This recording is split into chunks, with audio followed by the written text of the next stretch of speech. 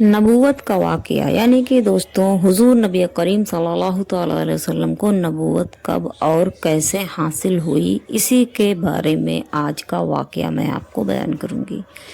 अस्सलामु अलैकुम दोस्तों, अगर आपको जानना है कि नबी पाक सल्लल्लाहु तआला अलैहि वसल्लम ने नबूवत कैसे हासिल की, अल्लाह रब्बुल इज़्ज़त ने आपको रसूल और नबी कब और कैसे बनाया, तो दोस्तों बने रहें मेरे साथ में। और अगर अभी तक आपने मेरे चैनल को सब्सक्राइब नहीं किया है तो आप मेरे चैनल को सब्सक्राइब कर लें ताकि आपको आगे भी ऐसी ही वीडियोस मिलती रहें। तो दोस्तों चलिए शुरू करते हैं। नबूवत का वाक़या। मक्का से 3 मील के फासले पर हिरा नामी एक गार था यानी कि पहाड़ था। हुजूर नबी करीम सल्लल्लाहु अलैहि वसल्लम खाने पीने का सामान साथ ले जाते और महीनों तक इस गार में रहते।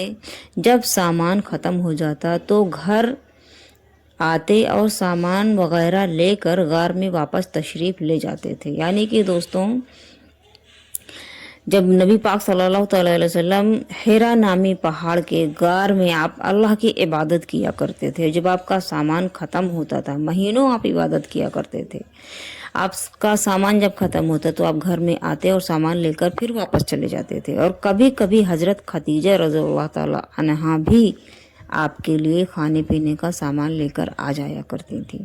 और इस पहाड़ में दोस्तों, इस गार में हुजूर नबी करीम सल्लल्लाहु अलैहि वसल्लम तमाम वक्त खुदा की यादों और सोच विचार में मशगूल रहते थे। यानी कि अल्लाह की इबादत किया करते थे।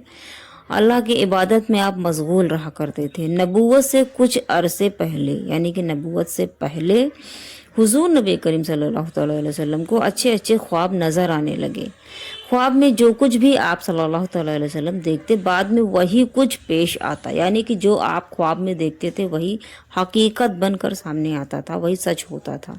एक दिन हुजूर नबी करीम सल्लल्लाहु अलैहि वसल्लम गारे हिरा में आप इबादत में मशगूल थे कि एक फरिश्ता ज़ाहिर हुआ। ये हज़रत जिब्रील अलैहिस्सलाम थे जिन्होंने आपसे कहा, यानी कि हज़रत जिब्रील अलैहिस्सलाम ने नबी पाक सल्लल्लाहु अलैहि वसल्लम से कहा कि उस अल्लाह का नाम लेकर पढ़ जिसने पैदा फरमाया और इंसान को गोश्त के लोथड़े से बनाया। पढ़, तेरा अल्लाह सबसे ज़्यादा इज्जत वाला है। वो अल्लाह जिसने इंसान को कलम के ज़रिए से इल्म सिखाया और जिसने इंसान को वो बातें सिखाई जो उसे मालूम नहीं थी। यही सबसे पहली वही थी। यानी कि दोस्तों जो अभी मैंने बताया, यही सबसे पहली वही थी जो हुजूर नबी करीम सल्लल्लाहु अलैहि वसल्लम पर उतारी गई थी, नबूवत की वही। दोस्तों इस वाक़ये के बाद हुजूर नबी करीम सल्लल्लाहु अलैहि वसल्लम आप अपने घर तशरीफ़ लाए और हज़रत खदीजा रज़ियल्लाहु ताला अन्हा से आपने सारा वाक़या बयान किया जो आपके साथ में हुआ था। और आपने फरमाया, यानी कि नबी पाक ने फरमाया कि मुझे अपनी जान का ख़तरा है। हज़रत खदीजा ने कहा, नहीं, हरगिज़ नहीं, आप सल्लल्लाहु अलैहि वसल्लम की जान को कोई ख़तरा नहीं है। आप रिश्तेदारों का हक़ अदा करते हैं, लोगों का बोझ आप खुद उठाते हैं, फ़कीरों को और मिस्कीनों की मदद भी आप करते हैं, लोगों की मुसीबतों में आप उनके काम आते हैं। ऐसा नहीं हो सकता है, आपकी जान को ख़तरा नहीं हो सकता है। इसके बाद में हज़रत खदीजा हुजूर नबी करीम सल्लल्लाहु अलैहि वसल्लम को लेकर एक रिश्तेदार, यानी कि हज़रत खदीजा अपने रिश्तेदार के पास लेकर गई, जिनका नाम, रिश्तेदार के पास जब लेकर गई तो उनका नाम रका बिन नूफल के पास, यानी कि उनका नाम रका बिन नूफल था, उनके पास आप लेकर गई। ये एक बूढ़े शख्स थे जो तौरात और अंजील के इल्म आलिम थे। यानी कि तौरात और अंजील किताब थी, अल्लाह की तरफ से उतारी गई थी, उसके आप आलिम थे। हज़रत खदीजा रज़ियल्लाहु ताला अन्हा ने इन्हें सारा वाक़या सुनाया। वारका ये सुनकर हुजूर नबी करीम सल्लल्लाहु अलैहि वसल्लम से मुखातिब होकर बोले, ये वही छुपे भेदों को जानने वाला फरिश्ता है जो अल्लाह की तरफ से हज़रत मूसा अलैहिस्सलाम के पास आता था। ऐ काश मैं उस वक्त जिंदा होता जब आपकी कौम आपको मक्का से निकाल देगी। हुजूर नबी करीम सल्लल्लाहु अलैहि वसल्लम आप हैरान हो गए और हैरान होकर आपने कहा कि पूछा کیا میری قوم مجھے نکال دے گی؟ ورقہ نے کہا ہاں، تم جو کچھ لے کر آئے ہو اس کو لے کر جو نبی بھی آیا، اس لیے لوگوں نے یہی سلوک کیا، یعنی کہ جو نبی آیا اس دنیا میں اس کے ساتھ میں ایسا ہی سلوک کیا ہے لوگوں نے، اور اگر میں اس وقت تک زندہ رہا تو جان اور دل سے آپ کی مدد کروں گا انشاءاللہ۔ اسی واقعے کے بعد، یعنی کہ یہی بات جب روقہ نے نبی پاک کو بتائی تھی، اسی واقعے کے تھوڑے ہی دن کے بعد میں روقہ کا انتقال ہو گیا تھا۔ اس کے بعد حضرت جبریل علیہ السلام کی آمد رک گئی، یعنی کہ نبی پاک کے پاس آپ تشریف نہیں لاتے تھے، اور آپ یعنی کہ نبی پاک صلی اللہ تعالیٰ علیہ وسلم بدستور غار حرا میں جاتے رہے تقریباً، یعنی کہ نبی پاک صلی اللہ تعالیٰ علیہ وسلم برابر آپ غار حرا میں جاتے تھے تشریف لے کر، اور اللہ کی عبادت کیا کرتے تھے، جبکہ حضرت جبریل علیہ السلام کی آمد رک گئی تھی، آپ نہیں آتے تھے نبی پاک کے پاس میں۔ تقریباً 6 ماہ کے بعد، یعنی کہ 6 مہینے کے بعد میں پھر حضور نبی کریم صلی اللہ تعالیٰ علیہ وسلم کے سکون اور اطمینان کے لیے کبھی کبھی حضرت جبریل علیہ السلام تشریف لانے لگے۔ وہ آپ کو اطمینان دلاتے تھے کہ یقیناً آپ کا انتخاب رسول کی حیثیت سے ہو چکا ہے، یعنی کہ اللہ نے آپ کو رسول چن لیا ہے، نبی چن لیا ہے، آپ چن لیے گئے ہیں رسول کے لیے، آپ انتظار فرمائیں۔ پھر کچھ دنوں کے بعد حضرت جبریل علیہ السلام باقاعدگی سے آنے لگے، یعنی کہ آپ کے پاس روز آنے لگے۔ جب حضور نبی کریم صلی اللہ تعالیٰ علیہ وسلم نے نبوت کا اعلان کیا، جب نبوت کا اعلان فرمایا آپ نے، تو اس وقت آپ کی عمر 40 برس کی تھی۔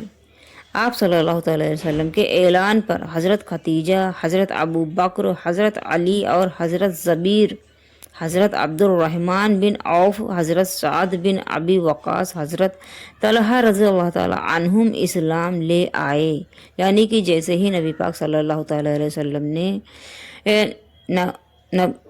نبوت کا اعلان کیا، اسی وقت یہ لوگ ایمان لے آئے تھے۔ اور دوستو، عورتوں میں سب سے پہلے ایمان لانے والی حضرت خدیجہ رضی اللہ تعالیٰ عنہا ہیں، اور بچوں میں سب سے پہلے ایمان لانے والے حضرت علی شیر خدا رضی اللہ تعالیٰ عنہم ہیں۔ اور چپکے چپکے جب یہ لوگ ایمان لے آئے، نبی پاک کی نبوت مکمل ہو گئی، آپ کو نبوت حاصل ہو گئی، تو چپکے چپکے سچے دین کا چرچا لوگوں میں ہونے لگا اور مسلمانوں کی تعداد بڑھنے لگی۔ 3 سال تک حضور نبی کریم صلی اللہ تعالیٰ علیہ وسلم تو چپکے چپکے، یعنی کہ پوشیدہ طور پر چھپ کر اسلام کی دعوت لوگوں کو دیتے رہے، لیکن پھر آپ کو خدا کی طرف سے حکم ہوا، یعنی کہ 3 سال تک تو نبی پاک صلی اللہ تعالیٰ علیہ وسلم نے چپکے سے بغیر کسی کے جانے چھپ کر آپ نے اسلام کی دعوت لوگوں کو دیتے رہے، آپ اسلام کی دعوت دی آپ نے، لیکن جب آپ کو اللہ رب العزت کی طرف سے حکم ہوا کہ اے محمد، جو کچھ تم کو حکم دیا گیا ہے کھلم کھلا کہہ دو، یعنی کہ جو کچھ تم کو حکم دیا گیا ہے وہ تم کھلم کھلا کرو۔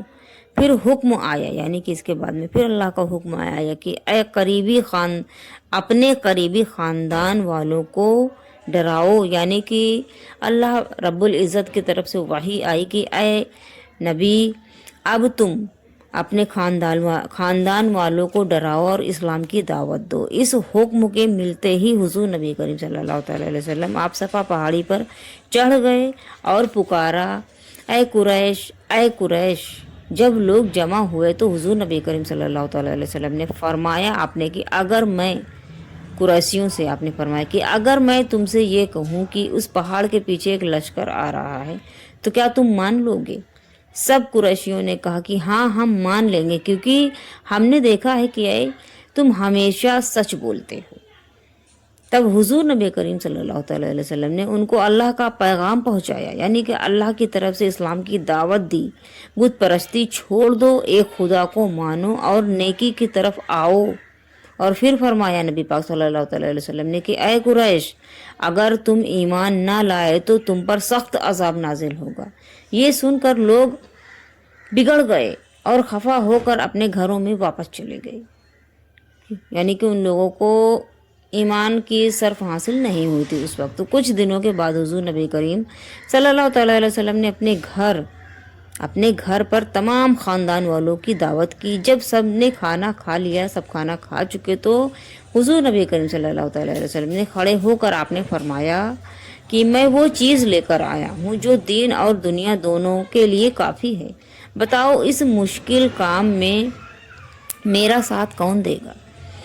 تمام لوگ چپ تھے، یعنی کہ جتنے بھی لوگ وہاں پہ تھے سب چپ تھے، لیکن حضرت علی جن کی عمر ابھی اس وقت 9 سال کی تھی یا تو 12 سال کی تھی، آپ اٹھے اور کہا اگرچہ میری آنکھیں دکھتی ہیں اور میری ٹانگیں پتلی ہیں اور میں سب سے چھوٹا ہوں، مگر اے اللہ کے رسول میں آپ کا ساتھ دوں گا۔ یہ سن کر سب حاضرین ہنس پڑے اور اٹھ کر اپنے گھروں میں چل دیے۔ یعنی کہ دوستو، جب حضرت علی شیر خدا رضی اللہ تعالیٰ عنہ نے نبی پاک صلی اللہ تعالیٰ علیہ وسلم کا ساتھ دینے کا اعلان کیا، تو کیونکہ آپ کی عمر چھوٹی تھی تو وہاں پہ جتنے لوگ بیٹھے تھے نبی پاک کے خاندان کے لوگ، سبھی لوگ ہنس پڑے کہ یہ چھوٹے سے بچے یہ کیا ساتھ دیں گے، اور اپنے گھروں کو واپس چلے گئے۔ انہوں نے نبی پاک صلی اللہ تعالیٰ علیہ وسلم کی نبوت کے بعد بھی اسلام کو قبول نہیں کیا تھا۔ اور دوستو، یہ تھی نبی پاک صلی اللہ تعالیٰ علیہ وسلم کے نبوت کی داستان کہ آپ کو نبوت 40 برس کی عمر میں ملی تھی اور غار حرا میں آپ پر وحی نازل ہوئی تھی۔ اور دوستوں، یہ اگر آپ کو یہ واقعہ پسند آیا ہو تو آپ میرے چینل کو سبسکرائب کر کے میری ویڈیو کو لائک، شیئر اینڈ کمنٹس کریں دوستوں۔ اور اگر آپ کو کچھ پوچھنا ہے اس ویڈیو کے ریلیٹیو تو آپ پوچھ سکتے ہیں کمنٹس باکس میں، اور اگر بتانے میں کہیں کوئی غلطی ہوئی ہو تو میں معذرت چاہوں گی۔